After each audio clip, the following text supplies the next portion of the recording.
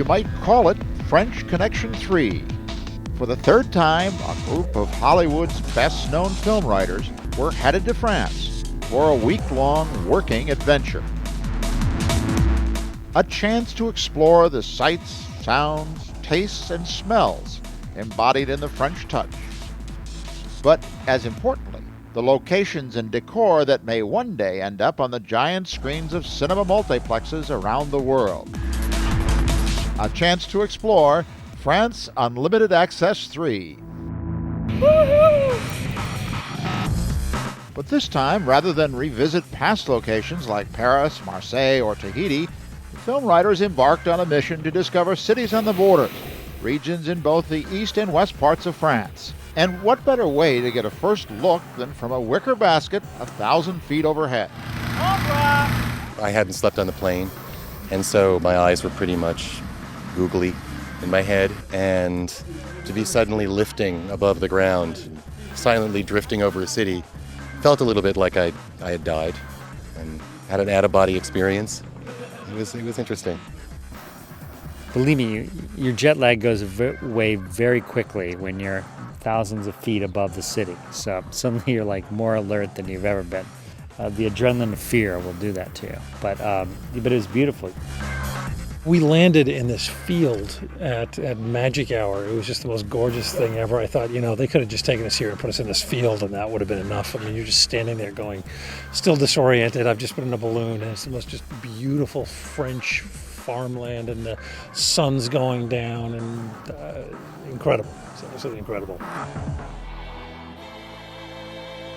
Eastern France is rich with history that was immediately evocative to the writers' fertile imaginations. The Maginot Line, an incredibly elaborate series of underground defenses meant to stop a German invasion, but never used. And so the others were coming. I like history, so I'd studied the whole endeavor, and it was even more magnificent than I thought it would be. I was thinking about how much fun the engineers had designing it and building it, and how there was really no other fun to be had from it except the planning and the magnificent execution. I mean, French engineering is among the greatest in the world, and they did an incredible job on something that makes no sense. It's pretty great. You could certainly see it for a post-apocalyptic story of people forced to live underground. I had one idea for a bunch of children believe the world has ended, and so they live down there with the mannequins who they pretend are their parents. They have a whole large family of uncles in military uniforms who are taking care of them. Any little thing can spring an idea.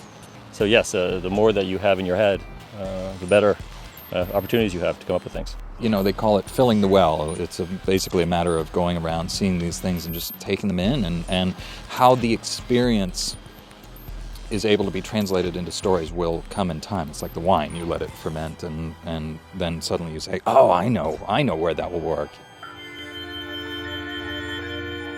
Knowing how to make things work is a big part of the movie business, and the writers were taken skiing on one of the most unusual slopes anywhere, the longest indoor ski run in the world, something filmmakers can use in any weather to recreate an outdoor scene.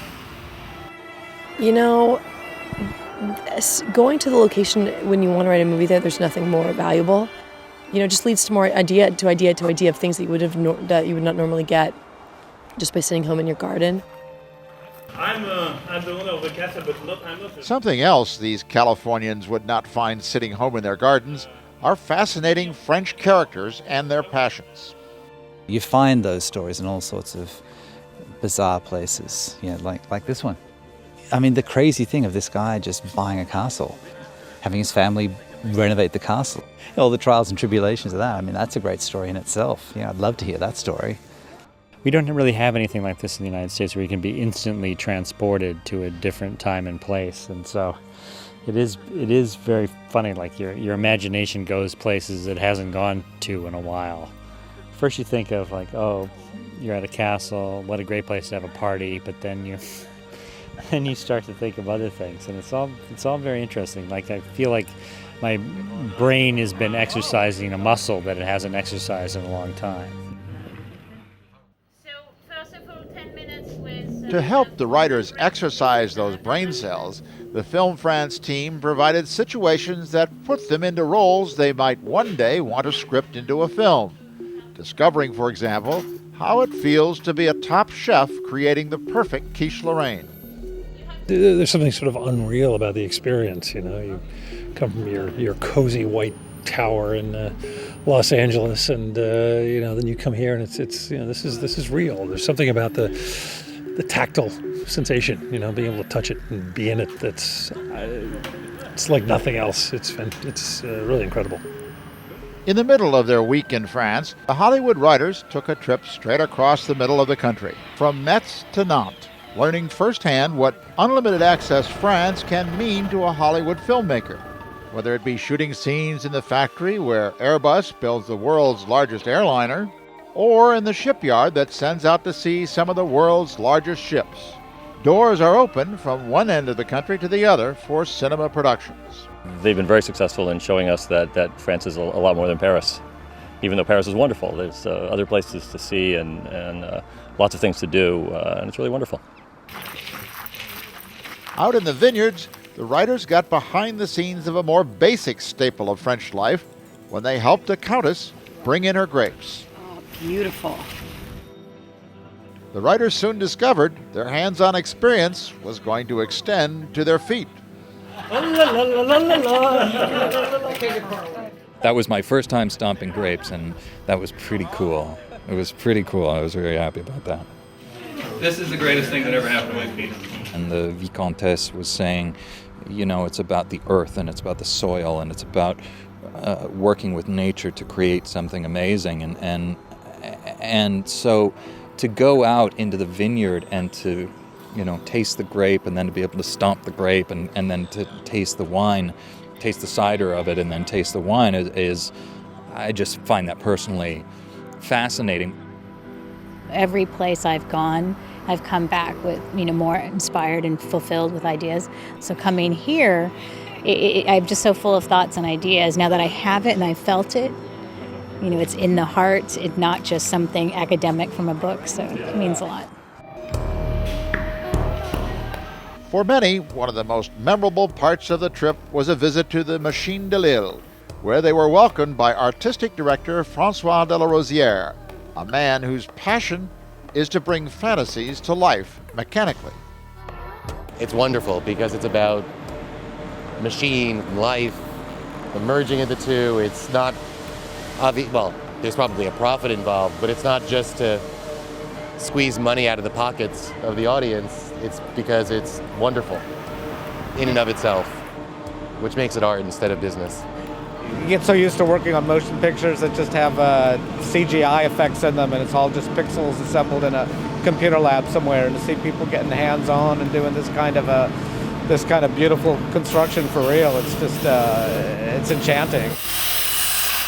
The idea that they would have the belief, the city would have the belief to spend that kind of money on him and this project, and it can transform the city, a project like this. It can be the kind of thing that people come from all over the place to come check out.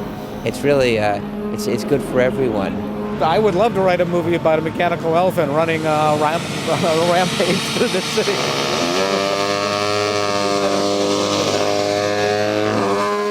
I think that this is something that could lend itself very much to the screen, and an incredible production design.